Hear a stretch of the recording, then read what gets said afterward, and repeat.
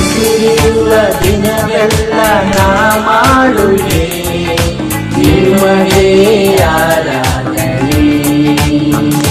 ನನ್ನ ಉಸಿರಿರುವ ದಿನವೆಲ್ಲ ನಾ ಮಾಡುವೆ ನಿಮಗೆ ಆರಾಧನೆ.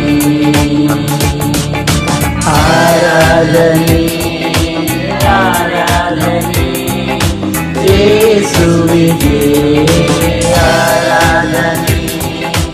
ಆರಾಧನೆ ಯೇಸುವಿಗೆ. ನನ್ನ ಉಸಿರಿರುವ ದಿನವೆಲ್ಲ ನಾ ಮಾಡುವೆ ನಿಮಗೆ ಆರಾಧನೆ. ಎಷ್ಟೊಂದು ಉಪಕಾರ ಜೀವಿತದಲ್ಲಿ ನೀ ಮಾಡಿರುವೆ ಎಸಯ್ಯ. ಎಷ್ಟೊಂದು ಉಪಕಾರ ಜೀವಿತದಲ್ಲಿ ನೀ ಮಾಡಿರುವೆ ಎಸಯ್ಯ. ನನ್ನ ಪ್ರಾಣ ನೀ, ನನ್ನ ಉಸಿರು ನೀ, ನನ್ನ ಪ್ರಾಣ ನೀ, ನನ್ನ ಉಸಿರು ನೀ. ಎಂದೆಂದು ನಿಮಗೆ ಆರಾಧನೆ ದೇವ, ಎಂದೆಂದು ನಿಮಗೆ ಆರಾಧನೆ. ನನ್ನ ಉಸಿರಿರುವ ದಿನವೆಲ್ಲ ನಾ ಮಾಡುವೆ ನಿಮಗೆ ಆರಾಧನೆ.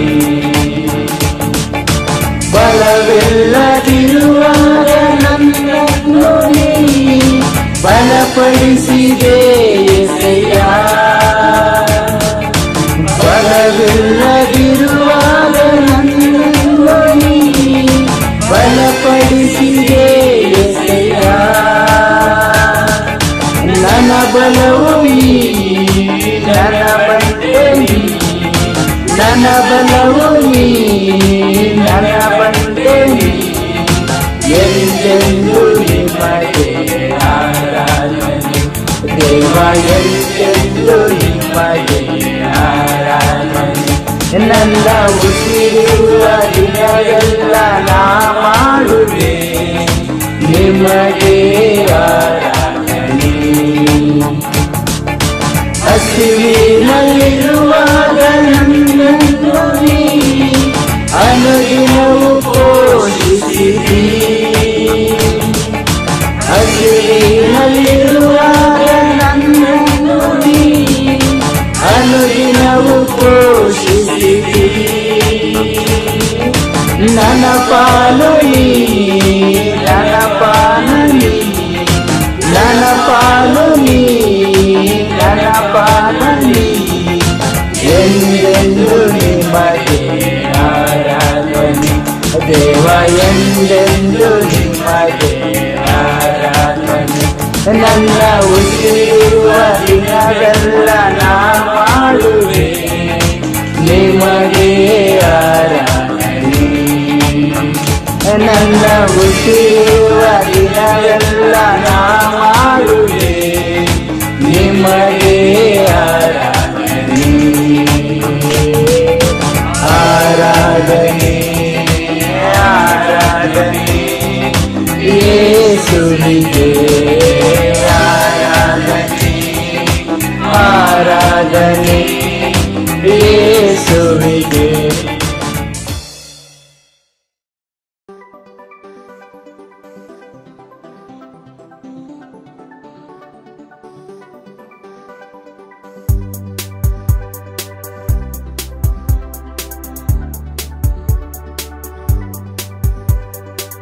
ಸಂಪೂರ್ಣವಾದ ನಿನ್ನ ಕೃಪೆ, ಶಾಶ್ವತವಾದ ನಿನ್ನ ಕೃಪೆ, ಸಂಪೂರ್ಣವಾದ ನಿನ್ನ ಕೃಪೆ, ಶಾಶ್ವತವಾದ ನಿನ್ನ ಕೃಪೆ.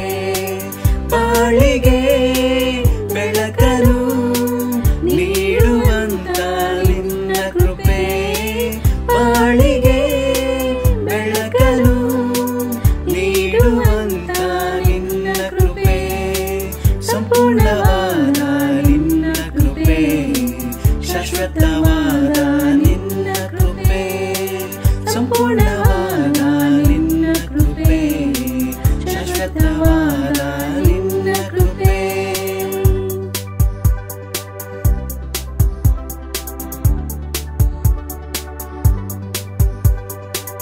ಪಾಪಿಗೆ ಬಿಡುಗಡೆ ನೀಡಿದಂತ ನಿನ್ನ ಕೃಪೆ ಪರಲೋಕದ ಭಾಗ್ಯವ ದಯಪಾಲಿಸಿದ ನಿನ್ನ ಕೃಪೆ ಪಾಪಿಗೆ ಬಿಡುಗಡೆ ನೀಡಿದಂತ ನಿನ್ನ ಕೃಪೆ ಪರಲೋಕದ ಭಾಗ್ಯವ ದಯಪಾಲಿಸಿದ ನಿನ್ನ ಕೃಪೆ ಆತ್ಮದೇವನೇ ನಿನ್ನ ಕೃಪೆ ಆರಾಧ್ಯ ದೇವನೇ ನಿನ್ನ ಕೃಪೆ ಆತ್ಮದೇವನೇ ನಿನ್ನ ಕೃಪೆ ಆರಾಧ್ಯ ದೇವನೇ ನಿನ್ನ ಕೃಪೆ ಬಾಳಿಗೆ ಬೆಳಕನು ನೀಡುವಂತ ನಿನ್ನ ಕೃಪೆ ಬಾಳಿಗೆ ಬೆಳಕನು ನೀಡುವಂತ ನಿನ್ನ ಕೃಪೆ ಸಂಪೂರ್ಣವಾದ ನಿನ್ನ ಕೃಪೆ ಶಾಶ್ವತವಾದ ನಿನ್ನ ಕೃಪೆ ಸಂಪೂರ್ಣವಾದ ನಿನ್ನ ಕೃಪೆ ಶಾಶ್ವತವಾದ ನಿನ್ನ ಕೃಪೆ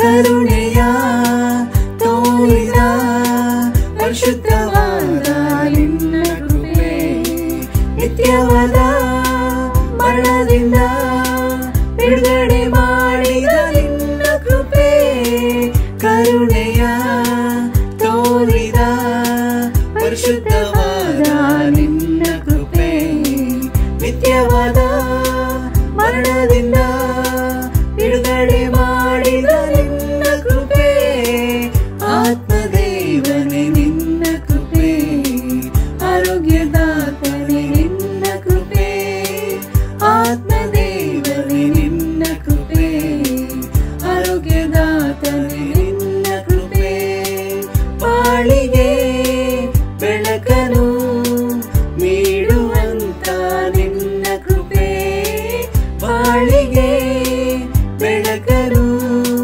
ನೀಡುವಂತ ನಿನ್ನ ಕೃಪೆ ಸಂಪೂರ್ಣವಾದ ನಿನ್ನ ಕೃಪೆ ಶಾಶ್ವತವಾದ ನಿನ್ನ ಕೃಪೆ ಸಂಪೂರ್ಣವಾದ ನಿನ್ನ ಕೃಪೆ ಶಾಶ್ವತವಾದ ನಿನ್ನ ಕೃಪೆ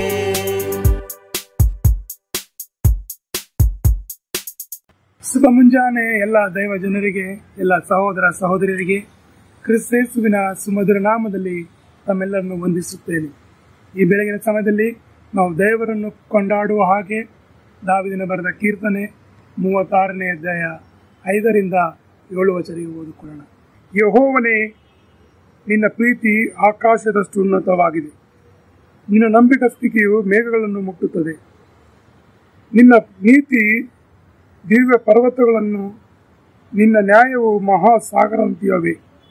ಯೆಹೋವನೇ, ನೀನು ಮನುಷ್ಯರನ್ನು ಮೃಗಗಳನ್ನು ಸಂರಕ್ಷಿಸುತ್ತಿ. ದೇವರೇ, ನಿನ್ನ ಪ್ರೀತಿ ಎಷ್ಟು ಅಮೂಲ್ಯವಾದದ್ದು. ಮಾನವರು ನಿನ್ನ ರೆಕ್ಕೆಗಳ ಮರೆಯಲ್ಲಿ ಆಶ್ರಯಿಸಿಕೊಳ್ಳುತ್ತಾರೆ. ಸಹೋದರ ಸಹೋದರಿಯರೇ, ಈ ದಿನದಲ್ಲಿ ನೋಡ್ತೀವಿ ದೇವರ ಪ್ರೀತಿ ಎಷ್ಟು ಅಪಾರವಾಗಿದೆ. ನಮಗೆ ಅನಿಸುತ್ತೆ ತುಂಬ ಸರಿ ನಮ್ಮನ್ನು ಯಾರು ಪ್ರೀತಿ ಮಾಡ್ತಾಯಿಲ್ಲ, ನಮ್ಮನ್ನು ಯಾರು ನೋಡ್ಕೊಳ್ತಾ ಇಲ್ಲ ಅಂತ. ಆದರೆ ದೇವರು ನಮ್ಮನ್ನು ಪ್ರೀತಿಸುವವರಾಗಿದ್ದಾರೆ, ಆಕಾಶದಷ್ಟು ನಮ್ಮನ್ನು ಪ್ರೀತಿಸುವವರಾಗಿದ್ದಾರೆ. ತುಂಬ ಸರಿ ನಾವು ಅಂದ್ಕೊಳ್ತೀವಿ ನಮ್ಗೆ ಯಾರು ಸಹಾಯ ಮಾಡೋರಿಲ್ಲ, ನಮಗೆ ಸರಿಯಾಗಿ ನ್ಯಾಯ ಸಿಗ್ತಲ್ಲ ಅಂತ. ಆದರೆ ದೇವರು ನ್ಯಾಯ ತೀರಿಸುವ ದೇವರಾಗಿದ್ದಾರೆ, ಎಲ್ಲ ಕೂಡ ಸಂರಕ್ಷಿಸುವ ದೇವರಾಗಿದ್ದಾರೆ. ಈ ಬೆಳಗಿನ ಸಮಯದಲ್ಲಿ ನಾವು ದೇವರನ್ನು ಕೊಂಡಾಡುವ ಹಾಗೆ ಮನಸ್ಸುಗಳು ಬಿಚ್ಚಿ ದೇವರನ್ನು ಕೊಂಡಾಡೋಣ. ವಿಶೇಷವಾಗಿ ಈ ದಿನದಲ್ಲಿ ನಮಗೆ ದೇವ ಸಹೋದರರು ದೇವರ ವಾಕ್ಯನು ಹೇಳಿಕೊಡುವವರಾಗಿದ್ದಾರೆ. ನಮ್ಮ ಮನಸ್ಸು ಬಿಚ್ಚಿ ದೇವರ ವಾಕ್ಯನು ಸ್ವೀಕಾರ ಮಾಡೋಣ. ಈ ಸಮಯದಲ್ಲಿ ಪ್ರಾರ್ಥನೆ ಮಾಡಿ ದೇವರ ಹಸ್ತಕ್ಕೆ ಈ ದೇವರ ಪ್ರಾರ್ಥನೆಯನ್ನು ದೇವರ ಕೈ ಒಪ್ಪಿಸ್ಕೋಣ, ಪ್ರಾರ್ಥಿಸೋಣ. ಮಹಾಪರಿಶುದ್ಧನಾದ ದೇವರೇ, ಈ ಮುಂಜಾನೆ ವೇಳೆಯಲ್ಲಿ ನಿಮ್ಮನ್ನು ಕೊಂಡಾಡುತ್ತೇವೆ, ನಿಮ್ಮನ್ನು ಸ್ತುತಿಸ್ತೇವೆ. ದೇವರೇ, ನಿಮ್ಮ ಪ್ರೀತಿ ಅಪಾರವಾಗಿದೆ, ನೀವು ಅಪಾರವಾಗಿದ್ದೀರಿ ತಂದೆ ರಕ್ಷಕ.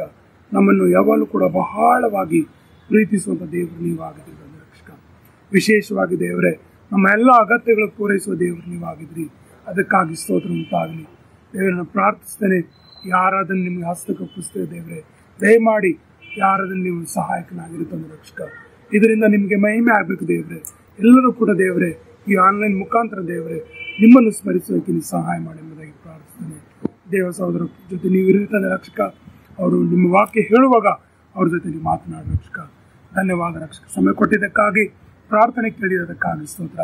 ಎಲ್ಲ ಘನ ಮಾನ ಮಹಿಮೆ ನಿಮಗೆ ಸಲ್ಲಿಸಿ ಯೇಸುವಿನ ಪ್ರೀತಿಯ ನಾಮದ ಬೇಡಿ ತಂದೆ, ಆಮೆನ್.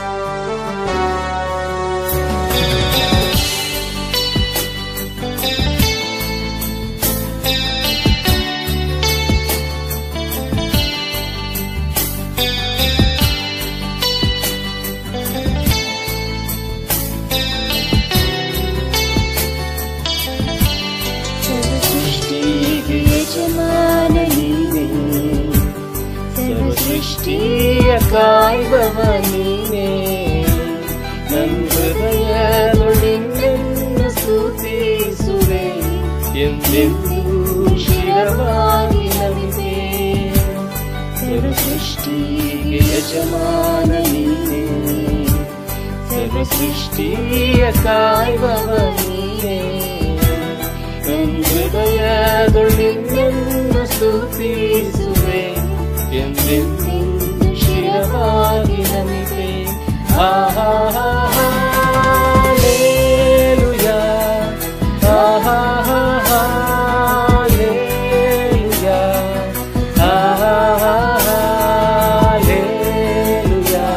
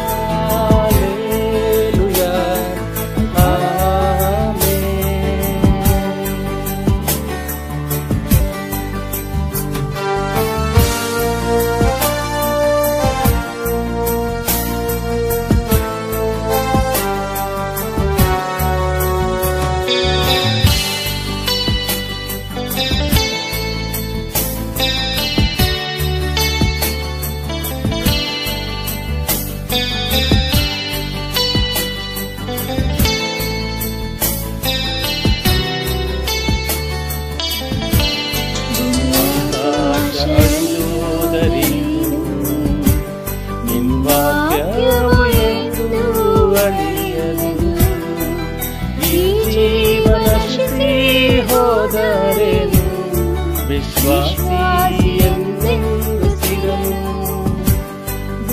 ಆಕಾಶ ಅಳಿಯೋದರೇನು ನಿಮ್ಮ ವಾಕ್ಯವು ಎಂದು ಅಳಿಯುವುದು ಈ ಜೀವ ನಶಿಸಿ ಹೋದರೇನು ವಿಶ್ವಾಸಿ ಎಂದೆಂದು ಸಿಗನು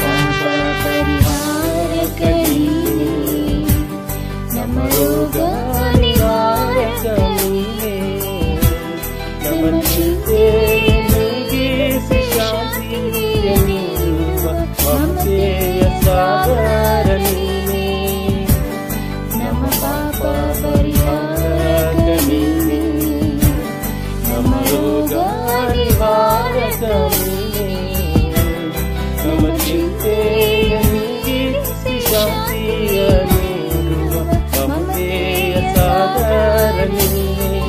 ಹಾಲೆಲೂಯಾ, ಹಾಲೆಲೂಯಾ, ಹಾಲೆಲೂಯಾ,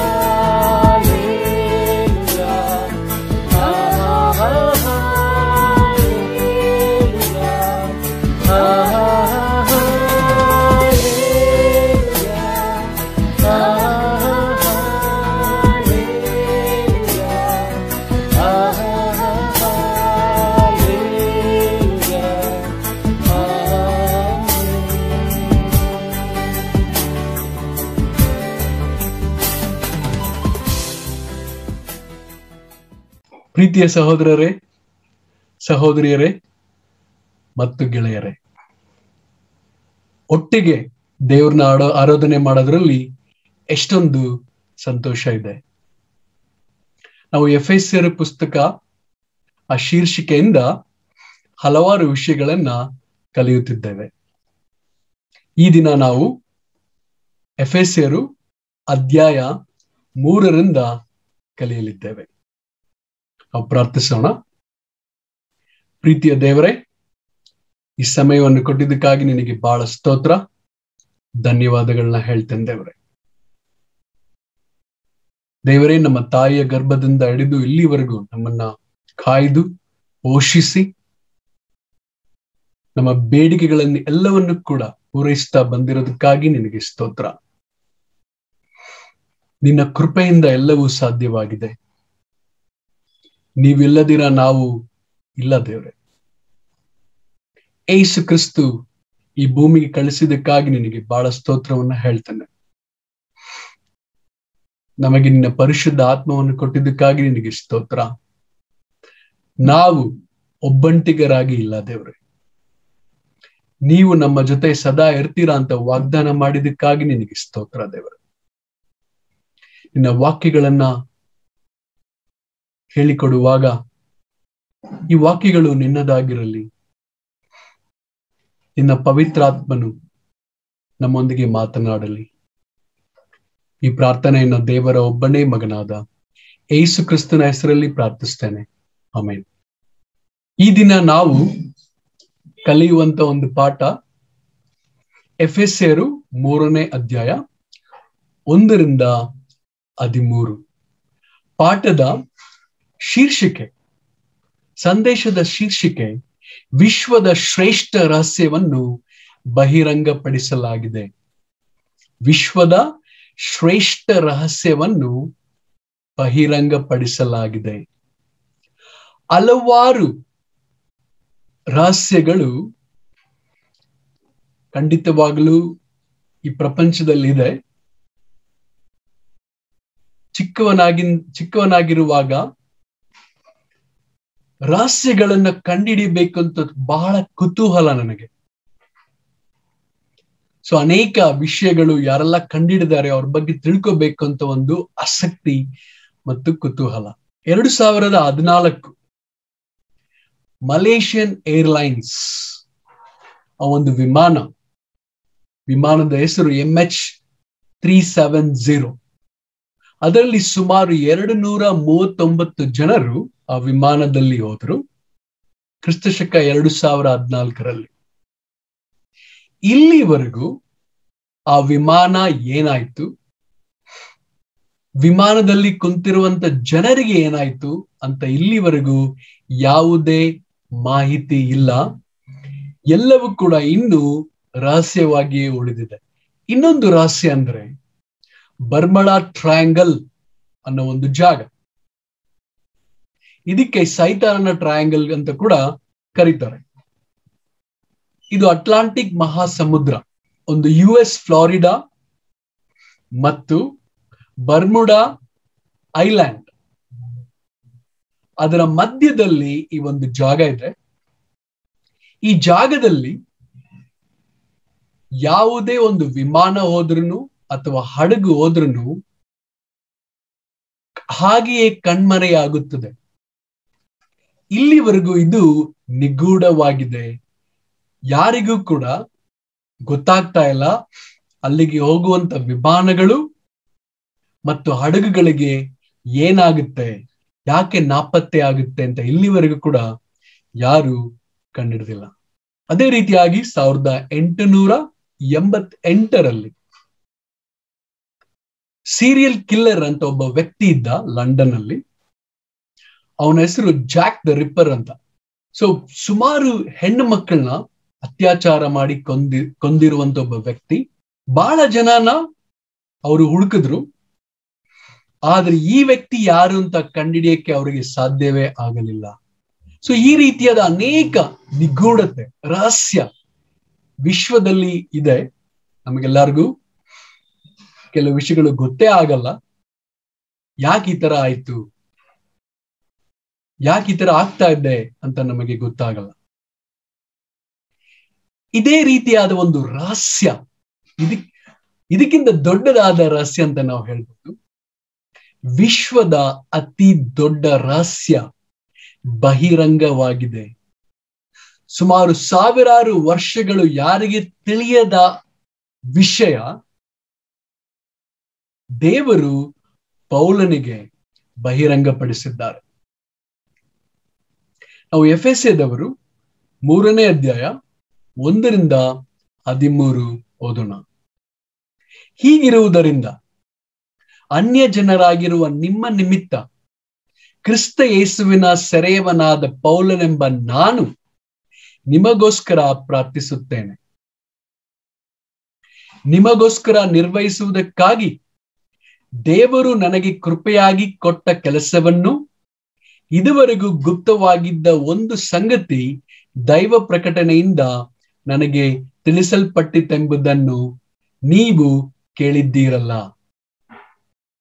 ಅದನ್ನು ಕುರಿತು ನಾನು ಹಿಂದೆ ಸಂಕ್ಷೇಪವಾಗಿ ಬರೆದಿದ್ದೇನೆ. ಬರೆದದ್ದನ್ನು ನೀವು ಓದಿ ನೋಡಿದರೆ ಕ್ರಿಸ್ತನ ವಿಷಯವಾದ ಮರ್ಮವನ್ನು ಕುರಿತು ನನಗಿರುವ ಗ್ರಹಿಕೆಯನ್ನು ನೀವು ತಿಳುಕೊಳ್ಳಬಹುದು. ಆ ಮರ್ಮವು ಈ ಕಾಲದಲ್ಲಿ ದೇವರ ಪರಿಶುದ್ಧ ಅಪೊಸ್ತಲರಿಗೂ ಪ್ರವಾದಿಗಳಿಗೂ ಪವಿತ್ರಾತ್ಮನಿಂದ ತಿಳಿಸಲ್ಪಟ್ಟಂತೆ ಬೇರೆ ಕಾಲಗಳಲ್ಲಿದ್ದ ಜನರಿಗೆ ತಿಳಿಸಲ್ಪಡಲಿಲ್ಲ.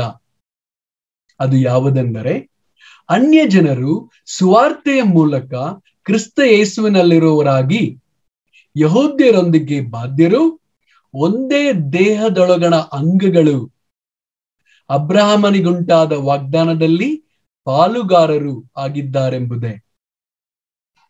ದೇವರು ತನ್ನ ಶಕ್ತಿಯ ಪ್ರಯೋಗದಲ್ಲಿ ನನಗೆ ಉಚಿತಾರ್ಥವಾಗಿ ಅನುಗ್ರಹಿಸಿದ ಕೆಲಸವನ್ನನುಸರಿಸಿ ನಾನು ಈ ಸುವಾರ್ತೆಗೆ ಸೇವಕನಾದೆನು.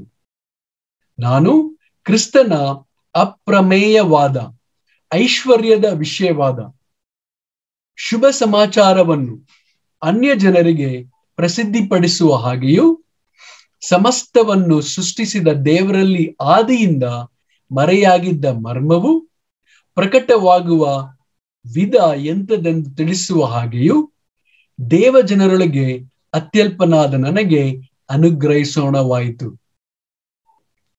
ದೇವರು ನಮ್ಮ ಕರ್ತನಾದ ಕ್ರಿಸ್ತ ಯೇಸುವಿನಲ್ಲಿ ಅನಾದಿ ಕಾಲದಿಂದ ಮಾಡಿದ ಸಂಕಲ್ಪದ ಮೇರೆಗೆ ತನ್ನ ನಾನಾ ವಿಧವಾದ ಜ್ಞಾನವು ಪರಲೋಕದಲ್ಲಿ ರಾಜ್ಯತ್ವಗಳಿಗೂ ಅಧಿಕಾರಿಗಳಿಗೂ ಈಗ ಕ್ರೈಸ್ತ ಸಭೆಯ ಮೂಲಕ ಗೊತ್ತಾಗಬೇಕೆಂಬುದನ್ನು ಉದ್ದೇಶಿಸಿದ್ದನು. ದೇವರ ಸಾನ್ನಿಧ್ಯ ಸೇರುವುದಕ್ಕೆ ನಮಗಿರುವ ಭರವಸೆ ಉಳ್ಳ ಧೈರ್ಯವು ಕ್ರಿಸ್ತನಲ್ಲಿ ಇಟ್ಟಿರುವ ನಂಬಿಕೆಯ ಮೂಲಕ ಆತನಲ್ಲಿಯೇ ನಮಗೆ ಉಂಟಾಯಿತು. ಆದುದರಿಂದ ನಿಮ್ಮ ನಿಮಿತ್ತ ನನಗೆ ಉಂಟಾದ ಕಷ್ಟಗಳನ್ನು ನೋಡಿ ನೀವು ಧೈರ್ಯಗೆಡಬಾರದೆಂದು ನಿಮ್ಮನ್ನು ಬೇಡಿಕೊಳ್ಳುತ್ತೇನೆ. ಈ ಕಷ್ಟಗಳು ನಿಮಗೆ ಘನವನ್ನು ಉಂಟು ಮಾಡುತ್ತದವಷ್ಟೇ. ಸೊ ಇಲ್ಲಿ ಪೌಲನು ನಮಗೆ ಒಂದು ರಹಸ್ಯವನ್ನು ಬಹಿರಂಗ ಪಡಿಸುವುದಕ್ಕಿಂತ ಮುಂಚೆ ತನ್ನ ಬಗ್ಗೆ ಈ ರೀತಿಯಾಗಿ ಹೇಳ್ಕೊತಾನೆ. 1ನೇ ವಚನದಲ್ಲಿ ಹೀಗಿರುವುದರಿಂದ ಅನ್ಯ ಜನರಾಗಿರುವ ನಿಮ್ಮ ನಿಮಿತ್ತ ಕ್ರಿಸ್ತ ಯೇಸುವಿನ ಸೆರೆಯವನಾದ ಪೌಲನೆಂಬ ನಾನು ನಿಮಗೋಸ್ಕರ ಪ್ರಾರ್ಥಿಸುತ್ತೇನೆ. ಸೊ ಇಲ್ಲಿ ಪೌಲನು ತನ್ನ ಬಗ್ಗೆ ನಾನು ಯೇಸು ಕ್ರಿಸ್ತುವಿನ ಸೆರೆಯಾಳು ಅಂತ ತನ್ನ ಬಗ್ಗೆ ಹೇಳ್ಕೊತಾನೆ, ಪರಿಚಯ ಮಾಡ್ಕೋತಾನೆ. ಅಂದ್ರೆ ಇವತ್ತು ನನ್ನ ಮೊದಲನೇ ಅಂಶ, ನಾವೆಲ್ಲರೂ ಕ್ರಿಸ್ತನಲ್ಲಿ ಸೆರೆಯಾಳುಗಳು ಆಗಿದ್ದೇವೆ. ಇಲ್ಲಿ ಪೌಲನು ಈ ಕಾರಣದಿಂದ ಅಂತ ಬರೀತಾರೆ. ಅಂದರೆ ಅಧ್ಯಾಯ 1 ಮತ್ತು 2 ಈ ಎರಡನ್ನು ಕೂಡ ಇಲ್ಲಿ ಪೌಲರು ಹೇಳ್ತಾರೆ, ಈ ಎಲ್ಲದರ ಕಾರಣದಿಂದ ನಾವು ಇವತ್ತು ದೇವರ ಮಗ ಮತ್ತು ಮಗಳು ಆಗಿದ್ದೇವೆ. ನಾವು ಇವತ್ತು ಆಶೀರ್ವಾದ ಹೊಂದಲ್ಪಟ್ಟಿದ್ದೇವೆ. ಇವತ್ತು ನಮಗೆ ಎಷ್ಟೊಂದು ಆತ್ಮೀಯವಾದ ಆಶೀರ್ವಾದಗಳಿದೆ. ನಾವೆಲ್ಲರೂ ಆರಿಸಲ್ಪಟ್ಟಿದ್ದೇವೆ, ದೇವರ ಕುಟುಂಬದೊಳಗೆ ದತ್ತು ತೆಗೆಯಲ್ಪಟ್ಟಿದ್ದೇವೆ. ಸೊ ನಾವು ಪರದೇಶಿಗಳಲ್ಲ, ಶತ್ರುಗಳಲ್ಲ, ಅನ್ಯರಲ್ಲ. ನಾವು ದೇವರಿಂದ ಆರಿಸಲ್ಪಟ್ಟವರು, ದೇವರ ಕುಟುಂಬಕ್ಕೆ ಸೇರಿದವರು. ನಾವೆಲ್ಲರೂ ಕೂಡ ಕ್ಷಮಿಸಲ್ಪಟ್ಟಿದ್ದೇವೆ. ನಮ್ಮೆಲ್ಲ ಪಾಪಗಳು ಇವತ್ತು ಕ್ಷಮಿಸಲ್ಪಟ್ಟಿದೆ. ಎಲ್ಲ ಸರಪಳಿಗಳು ಕಿತ್ತು ಹೋಗಿವೆ. ದೇವರು ಇವತ್ತು ನಮಗೆ ನಿರೀಕ್ಷೆಯನ್ನು ಕೊಟ್ಟಿದ್ದಾರೆ. ನಮ್ಮೊಳಗೆ ಇವತ್ತು ಪವಿತ್ರಾತ್ಮನ ವರ ಇದೆ. ಪೌಲನು ತನ್ನ ಬಗ್ಗೆ ಸೆರೆಯಾಳು ಅಂತ ಹೇಳ್ಕೊಳ್ತಾರೆ. ಕಾರಣ ಏನೆಂದರೆ ಅನ್ಯ ಜನರ ನಿಮಿತ್ತವಾಗಿ. ಪೌಲರು ಇಲ್ಲಿ ರೋಮ್ ಆ ಒಂದು ದೇಶದ ಚಕ್ರಾಧಿಪತ್ಯದ ಕೆಳಗಡೆ ಆಡಳಿತದಲ್ಲಿ ಇದ್ರು. ಆದ್ರೆ ಪೌಲರು ಹೇಳೋದು, ನಾನು ರೋಮ್ನ ಸೆರೆಯಾಳಾಗಿಲ್ಲ, ಅದರ ಬದಲಾಗಿ ಯೇಸು ಕ್ರಿಸ್ತುವಿನ ಸೆರೆಯಾಳು ಆಗಿದ್ದೇನೆ. ಯಾಕಂದ್ರೆ ಪೌಲರಿಗೆ ಗೊತ್ತಿತ್ತು, ಯೇಸು ಕ್ರಿಸ್ತು ನನ್ನ ಒಡೆಯ, ಅವರಿಗೆ ನಾನು ಸೆರೆಯಾಳು ಆಗಿದ್ದೇನೆ. ಇಲ್ಲಿ ನೆಗೆಟಿವ್ ಆಗಿ ಪೌಲ್ ಮಾತಾಡ್ತಾ ಇಲ್ಲ, ಅದರ ಬದಲಾಗಿ ಪಾಸಿಟಿವ್ ಆಗಿ ಹೇಳ್ತಾ ಇದ್ದಾರೆ, ನಾನು ಯೇಸು ಕ್ರಿಸ್ತುವಿನ ಸೆರೆಯಾಳು. ಪೌಲರು ಯಾವತ್ತೂ ಕೂಡ ಮರ್ತಿಲ್ಲ, ತಾನು ದೇವರ ಕೃಪೆಯಿಂದ ಮತ್ತು ದೇವರ ಕರುಣೆಯಿಂದ ನಾನು ಆರಿಸಲ್ಪಟ್ಟಿದ್ದೇನೆ ಮತ್ತು ದೇವರ ಕೃಪೆ ಮತ್ತು ದೇವರ ಕರುಣೆಯನ್ನು ನಾನು ಅಳತೆ ಮಾಡಲು ಸಾಧ್ಯವಿಲ್ಲ ಅಂತ ಪೌಲನಿಗೆ ಗೊತ್ತಿತ್ತು. 2 ಕೊರಿಂಥದವರು 5ನೇ ಅಧ್ಯಾಯ 14ನೇ ವಚನ. ಕ್ರಿಸ್ತನ ಪ್ರೀತಿಯು ನಮಗೆ ಒತ್ತಾಯ ಮಾಡುತ್ತದೆ, ಎಲ್ಲರಿಗೋಸ್ಕರ ಒಬ್ಬನು ಸತ್ತದ್ದರಿಂದ ಎಲ್ಲರೂ ಸತ್ತಂತಾಯಿತೆಂದು ನಿಶ್ಚಯಿಸಿಕೊಂಡೆವು. ಒತ್ತಾಯ ಅನ್ನೋದಕ್ಕೆ ಇನ್ನೊಂದು ಅರ್ಥ ಅರೆಸ್ಟ್ ಆಗೋದು ಅಂತ. ಸೊ ಪೌಲಲ್ಲಿ ಹೇಳ್ತಾರೆ, ನಾನು ಸೆರೆಯಾಳು ಆಗಿದ್ದೇನೆ ಅಂತ. ಇನ್ನೊಂದಕ್ಕೆ ಅರ್ಥ ಅಂದ್ರೆ ನಾನು ಕ್ರಿಸ್ತನಲ್ಲಿ ಅರೆಸ್ಟ್ ಆಗಿದ್ದೇನೆ. ಸೊ ನಾನು ಆ ಒಂದು ಯೇಸು ಕ್ರಿಸ್ತುವಿನ ಆ ಒಂದು ಗುರಿಯನ್ನ ಮುಟ್ಲಿಕ್ಕೆ, ನನಗೆ ಯೇಸು ಕ್ರಿಸ್ತು ಏನು ಕೆಲಸ ಕೊಟ್ಟಿದ್ದರು ಅದನ್ನ ಮಾಡಕ್ಕೆ ಯೇಸು ಕ್ರಿಸ್ತು ನನ್ನನ್ನ ಆರಿಸಿದ್ದಾರೆ. ಅದಕ್ಕೋಸ್ಕರ ನಾನು ಅರೆಸ್ಟ್ ಆಗಿದ್ದೇನೆ. ಯೇಸು ಕ್ರಿಸ್ತು ಈ ಪ್ರಪಂಚಕ್ಕೆ ಏನಕ್ಕೆ ಬಂದಿದ್ದಾರೆ ಅಂತ ನೋಡೋದಾದ್ರೆ, ಮಾರ್ಕನು 10ನೇ ಅಧ್ಯಾಯ 45ನೇ ವಚನದಲ್ಲಿ, ಮನುಷ್ಯ ಕುಮಾರನು ಸಹ ಸೇವೆ ಮಾಡಿಸಿಕೊಳ್ಳುವುದಕ್ಕೆ ಬರಲಿಲ್ಲ, ಸೇವೆ ಮಾಡುವುದಕ್ಕೂ ಅನೇಕರನ್ನು ಬಿಡಿಸಿಕೊಳ್ಳುವುದಕ್ಕಾಗಿ ತನ್ನ ಪ್ರಾಣವನ್ನು ಈಡುಕೊಡುವುದಕ್ಕೂ ಬಂದನು ಎಂದು ಹೇಳಿದನು. ಸೊ ಪೌಲರು ಮುಖ್ಯವಾದ ಕಾರಣ ಅರೆಸ್ಟ್ ಆಗಿರೋದಕ್ಕೆ ಅನ್ಯ ಜನರಿಗೆ ಸ್ವಾರ್ಥೆಯನ್ನು ಹೇಳುವುದಕ್ಕೋಸ್ಕರ. ತಾನು ಸೆರೆಯಲ್ಲಿ ಇರೋದಕ್ಕೆ ಯಾರು ಕೂಡ ಸಂಕಟ ಪಡುವ ಅವಶ್ಯಕತೆ ಇಲ್ಲ. ನಾನು ಕ್ರಿಸ್ತನ ಸಭೆಯ ನಿಮಿತ್ತವಾಗಿ ಸಂಕಷ್ಟಕ್ಕೆ ಒಳಗಾಗಿದ್ದೇನೆ. ಅಂತ ಪೌಲರು ಹೇಳ್ತಾರೆ.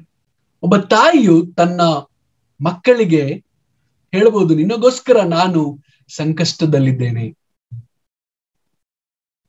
ಅದೇ ರೀತಿಯಾಗಿ ಪೌಲರು ಹೇಳ್ತಾರೆ, ನಿಮಗೋಸ್ಕರ ಸಭೆಯ ನಿಮಿತ್ತ ನಾನು ಸಂಕಷ್ಟಕ್ಕೆ ಒಳಗಾಗಿದ್ದೇನೆ.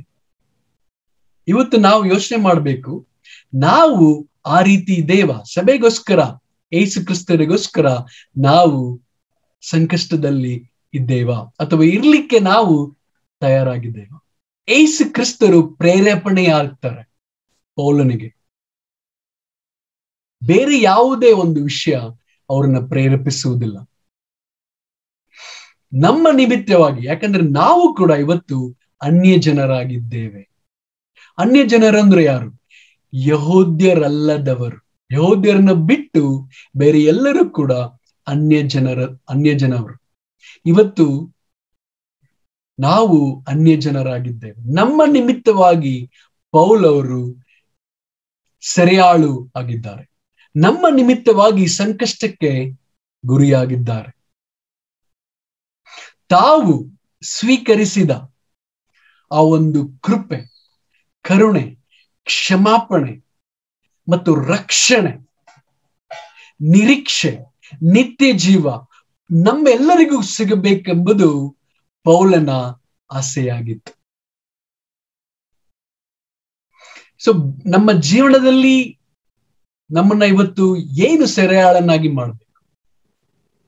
ಯಾವುದೇ ನಮಗೆ ನಾವು ಎದುರಿಸುವಂತ ಅನೇಕ ಸನ್ನಿವೇಶಗಳಾಗಿರಬಾರ್ದು, ಬದಲಾಗಿ ಯೇಸು ಕ್ರಿಸ್ತರು ಆಗಿರಬೇಕು. ನಮ್ಮ ಜೀವನದಲ್ಲಿ ಅನೇಕ ತೊಂದರೆಗಳು ಬರಬಹುದು, ಕಹಿತನ ಅನುಭವಿಸಬಹುದು ನಾವು, ಆದರೆ ಇದು ನಮ್ಮನ್ನ ತಡೆಯಬಾರದು. ಯೇಸು ಕ್ರಿಸ್ತು ನಮಗೆ ಕೊಟ್ಟಿರುವಂತ ಕೆಲಸವನ್ನ ಮಾಡಿ ಮುಗಿಸ್ಲಿಕ್ಕೆ ಯಾವುದೇ ವಿಷಯ ನಮಗೆ ಅಡ್ಡಿಯಾಗಿರಬಾರದು. ಎರಡನೇ ಅಂಶ, ದೊಡ್ಡ ರಹಸ್ಯವನ್ನು ಬಹಿರಂಗಪಡಿಸಲಾಗಿದೆ.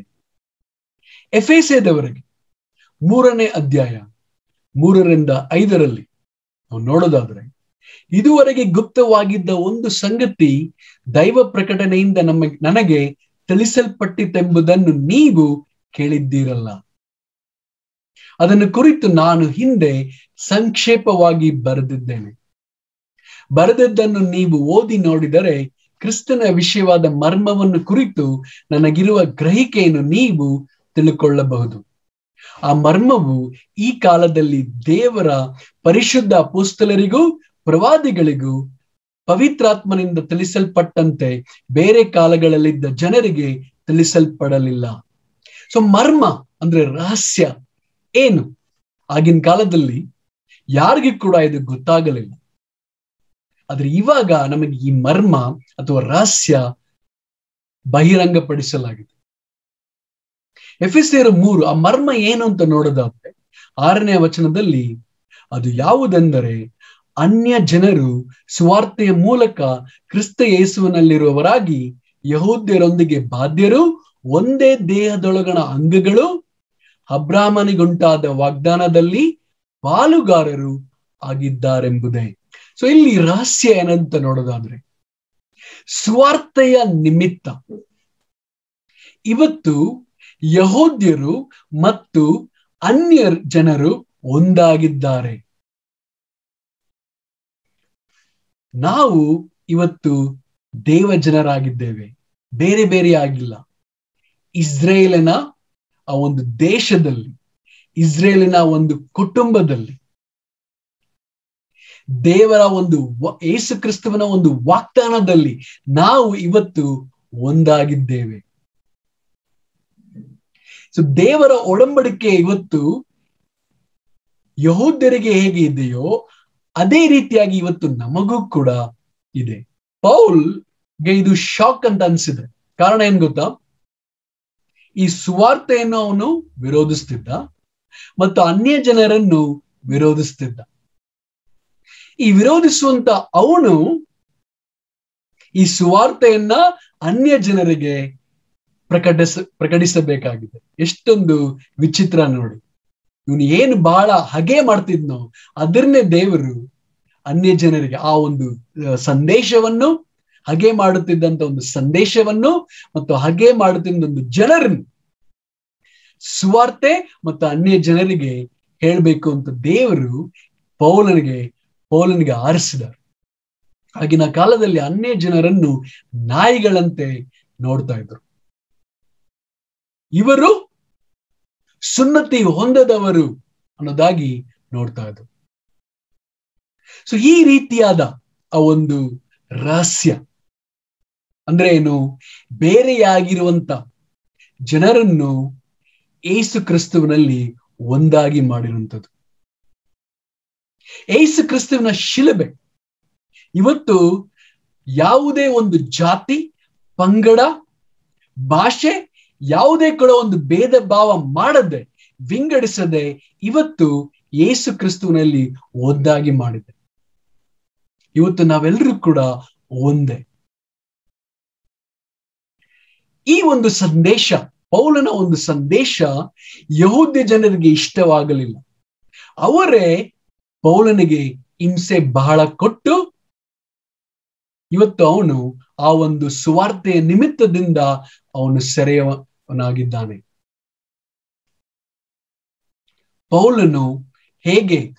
ಪೌಲನಿಗೆ ಹೇಗೆ ಸುವಾರ್ತೆ ಬದಲಾಯಿಸಿತು ಅಂತ ನಾವು ಇಲ್ಲಿ ಗಮನಿಸ್ತೇವೆ. ಸುವಾರ್ತೆ ಇವತ್ತು ನಮ್ಮನ್ನ ಬದಲಾಯಿಸಿದೆ. ಪೌಲನ ಆ ಒಂದು ಉದ್ದೇಶ ಇವತ್ತು ನಮಗೆ ಇದೆಯಾ? ಇವತ್ತು ನಾವು ಎಲ್ಲರ ಜನರ ಜೊತೆ ಹೇಗಿದ್ದೇವೆ? ಅದು ಕನ್ನಡಿಗರಾಗಿರ್ಬೋದು, ತಮಿಳ್ ಆಗಿರ್ಬೋದು, ಮಲಯಾಳಿ ಆಗಿರ್ಬೋದು, ಎಲ್ಲರ ಜೊತೆಲಿ ನಾವು ಇವತ್ತು ಹೇಗಿದ್ದೇವೆ? ಯಾವುದೇ ಒಂದು ಪಂಗಡ ಇದೆಯಾ? ಪರಿಶಿಷ್ಟ ಪಂಗಡ ಅಥವಾ ಪರಿಶಿಷ್ಟ ಭಾಷೆಯುಳ್ಳ ಜನರನ್ನ ನಾವು ಇಷ್ಟ ಪಡ್ತಾ ಇಲ್ವಾ? ಆತರ ಯಾವುದಾದ್ರು ಇದ್ರೆ ನಾವು ಈ ಒಂದು ಸುವಾರ್ತೆ, ಯೇಸು ಕ್ರಿಸ್ತುವಿನ ಒಂದು ಸುವಾರ್ತೆ ನಮ್ಮನ್ನ ಬದಲಾಯಿಸಬೇಕು. ಎಲ್ಲರೂ ಕೂಡ ಒಂದಾಗಿ ಮಾಡುವುದಕ್ಕೆ ಯೇಸು ಕ್ರಿಸ್ತು ಶಿಲುಬೆಯಲ್ಲಿ ಮರಣ ಹೊಂದಿದ್ದಾರೆ. ನಾವು ಬೇರೆ ಬೇರೆ ಆಗಿರೋದಕ್ಕಲ್ಲ. ಅದು ಜಾತಿ ತರ ಆಗ್ಲಿ ಅಥವಾ ಭಾಷೆ ಆಗ್ಲಿ ಎಲ್ಲವನ್ನು ವಿಂಗಡಣೆ ಮಾಡಿ ನಾವು ಇಲ್ಲಿ ಬಂದಿಲ್ಲ. ನಾವೆಲ್ಲರೂ ಯೇಸು ಕ್ರಿಸ್ತುನಲ್ಲಿ ಒಂದಾಗಿರಕ್ಕೆ, ಒಂದೇ ಕುಟುಂಬವಾಗಿರಕ್ಕೆ, ಒಂದೇ ದೇಶವಾಗಿರಕ್ಕೆ ಇವತ್ತು ನಾವು ಬಂದಿದ್ದೇವೆ. ಯೇಸು ಕ್ರಿಸ್ತು ಈ ಒಂದು ಎಲ್ಲ ಗೋಡೆಗಳನ್ನ ಒಡೆದಾಕಿದ್ದಾರೆ.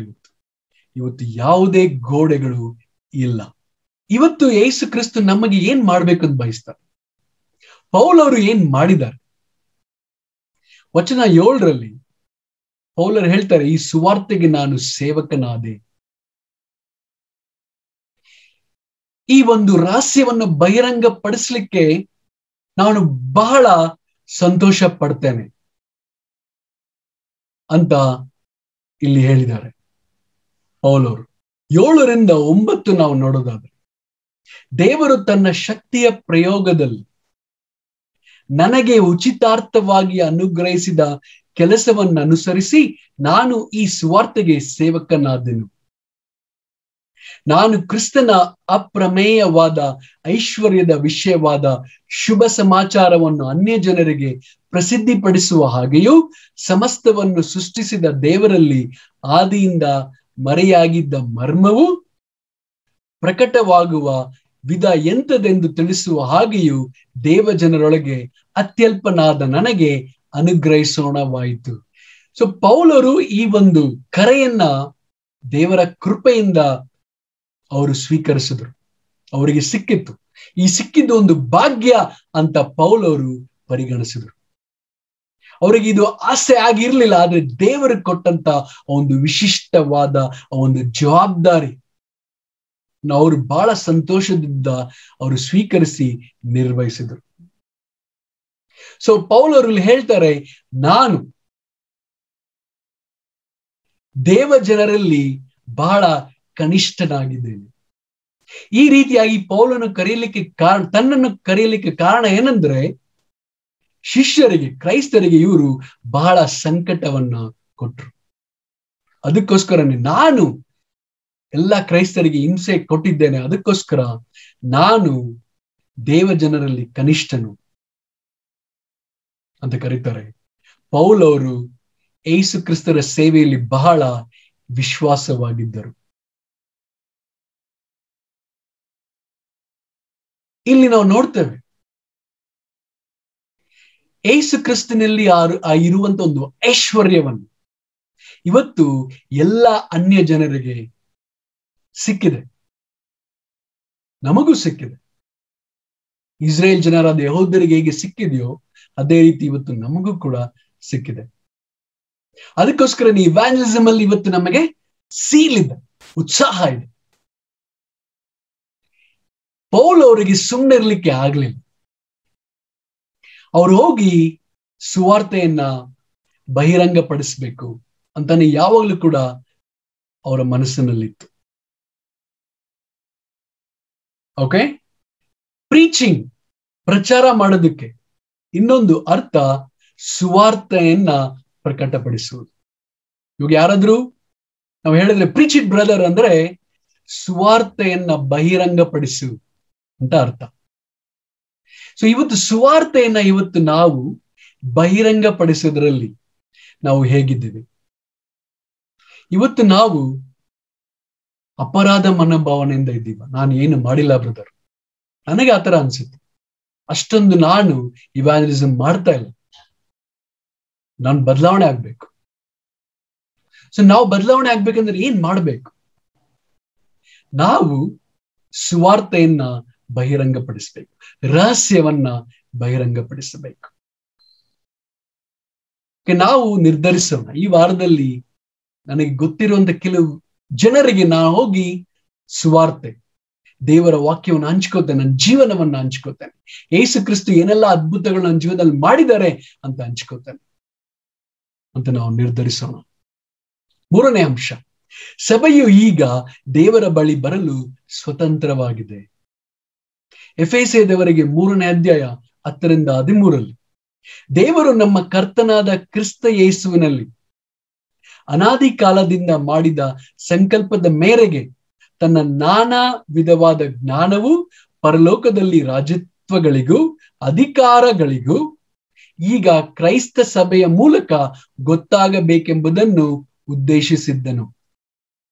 ದೇವರ ಸಾನ್ನಿಧ್ಯ ಸೇರುವುದಕ್ಕೆ ನಮಗಿರುವ ಭರವಸೆಯುಳ್ಳ ಧೈರ್ಯವು ಕ್ರಿಸ್ತನಲ್ಲಿ ಇಟ್ಟಿರುವ ನಂಬಿಕೆಯ ಮೂಲಕ ಆತನೇ ನಮಗೆ ಉಂಟಾಯಿತು. ಆದುದರಿಂದ ನಿಮ್ಮ ನಿಮಿತ್ತ ನನಗೆ ಉಂಟಾದ ಕಷ್ಟಗಳನ್ನು ನೋಡಿ ನೀವು ಧೈರ್ಯಗೆಡಬಾರದೆಂದು ನಿಮ್ಮನ್ನು ಬೇಡಿಕೊಳ್ಳುತ್ತೇನೆ.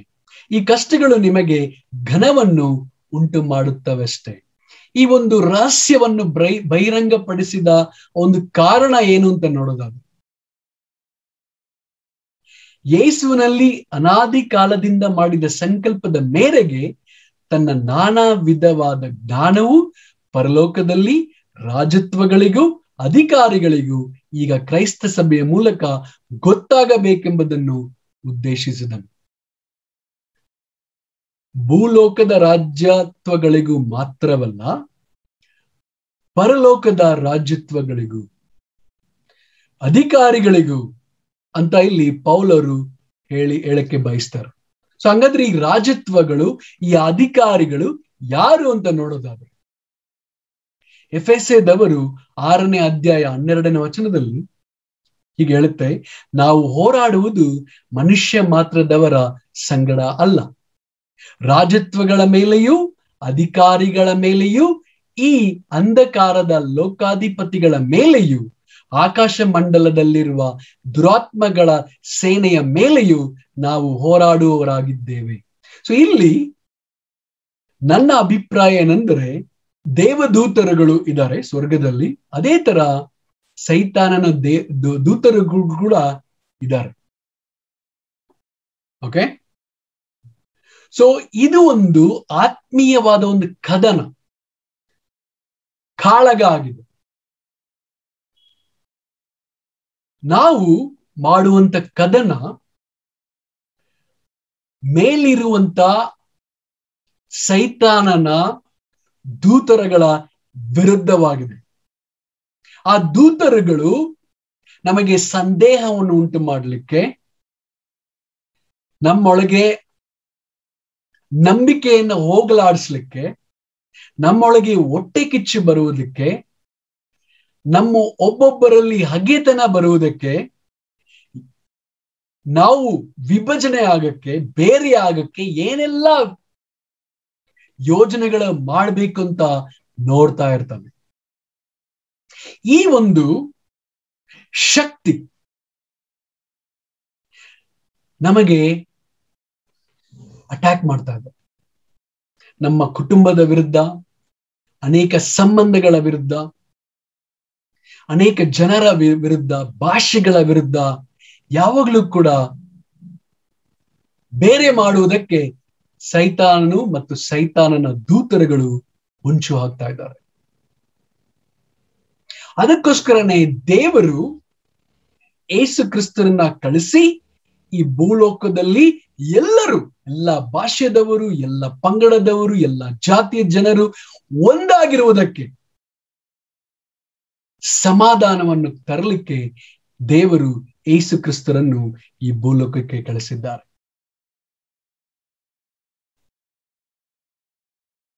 ಈ ಒಂದು ಸುವಾರ್ತೆ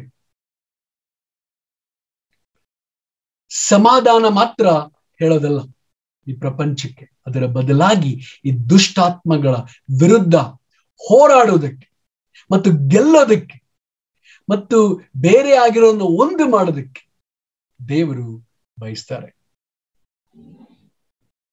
ಸೊ ಇನ್ನೊಂದು ವಿಷಯ ಇಲ್ಲಿ ಪೌಲರು ಹೇಳ್ತಾರೆ, ಇವತ್ತು ನಾವು ದೇವರ ಬಳಿ ಧೈರ್ಯದಿಂದ, ಸ್ವಾತಂತ್ರ್ಯದಿಂದ ಬರಬಹುದು ಅಂತ.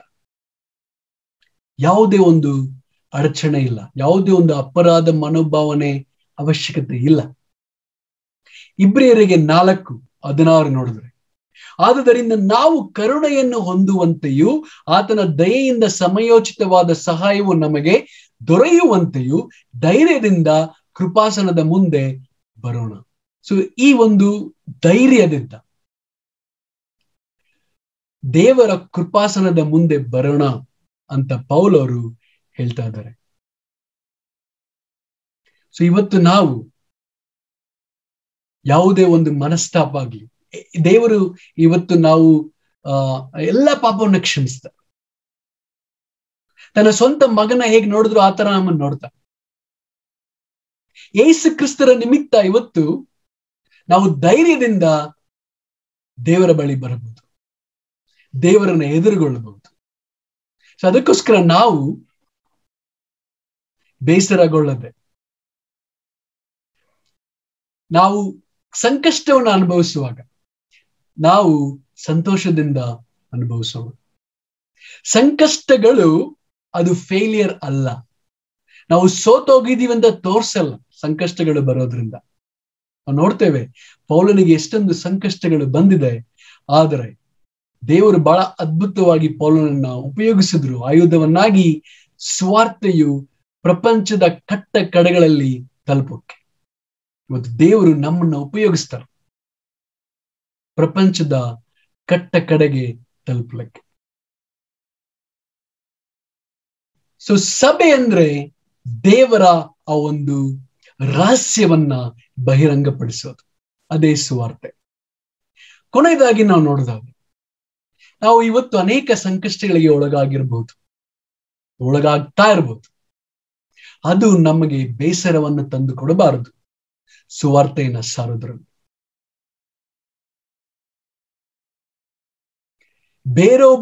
ಬೇರೊಬ್ಬರಿಗೋಸ್ಕರ ಯೇಸು ಕ್ರಿಸ್ತು ಸಂಕಷ್ಟವನ್ನ ಅನುಭವಿಸಿದ್ರು. ಅದೇ ರೀತಿಯಾಗಿ ನಾವು ಸಹ ಇರಬೇಕು.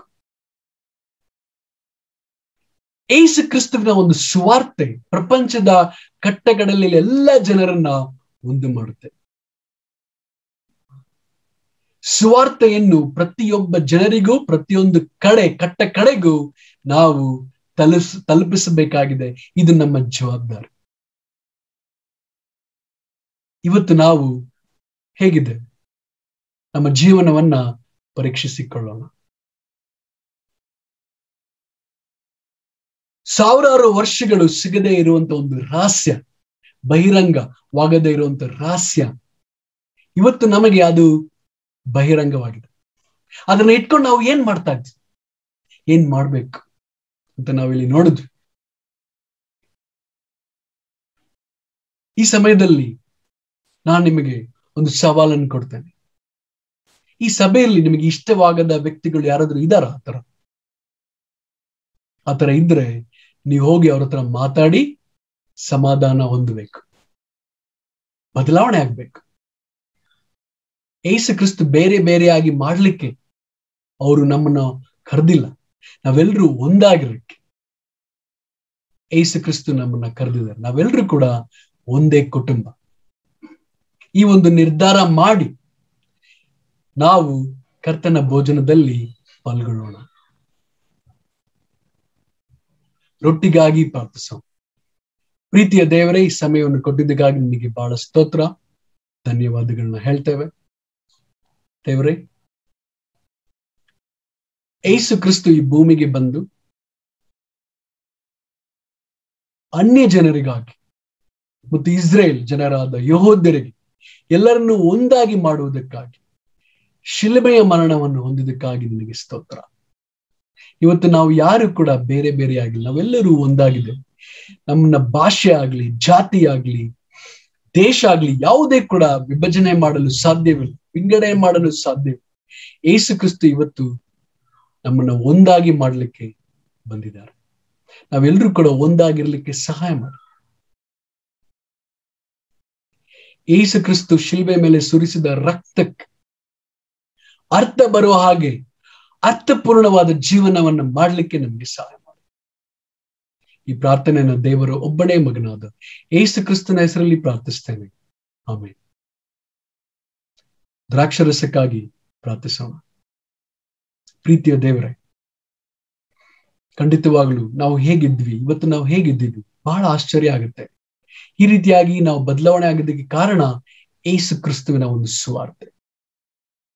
ನಾವು ದ್ವೇಷಿಸಿರುವಂತ ಅನೇಕ ವ್ಯಕ್ತಿಗಳನ್ನ ನಾವು ಪ್ರೀತಿ ಮಾಡ್ಲಿಕ್ಕೆ ಸಾಧ್ಯವಾಯ್ತು, ಕಾರಣ ಯೇಸು ಕ್ರಿಸ್ತುವಿನ ಸುವಾರ್ತೆ. ದೇವರೇ, ಈ ಒಂದು ರಹಸ್ಯವನ್ನು ನಮಗೆ ನೀವು ಬಹಿರಂಗಪಡಿಸಿದಕ್ಕಾಗಿ ನಿಮಗೆ ಸ್ತೋತ್ರ. ನಾವು ಕೂಡ ಉತ್ಸಾಹ ಆಗಿ ಪೌಲನು ಹೇಗೆ ಸುವಾರ್ತೆಯನ್ನ ಸಾರಿದರು ಅದೇ ರೀತಿಯಾಗಿ ನಾವು ಸಾರಲಿಕ್ಕೆ ನಮಗೆ ಸಹಾಯ ಮಾಡಿ. ಈ ಪ್ರಾರ್ಥನೆಯನ್ನು ದೇವರ ಒಬ್ಬನೇ ಮಗನಾದ ಯೇಸು ಕ್ರಿಸ್ತುವಿನ ಹೆಸರಲ್ಲಿ ಪ್ರಾರ್ಥಿಸ್ತೇನೆ, ಆಮೆನ್. ಧನ್ಯವಾದಗಳು.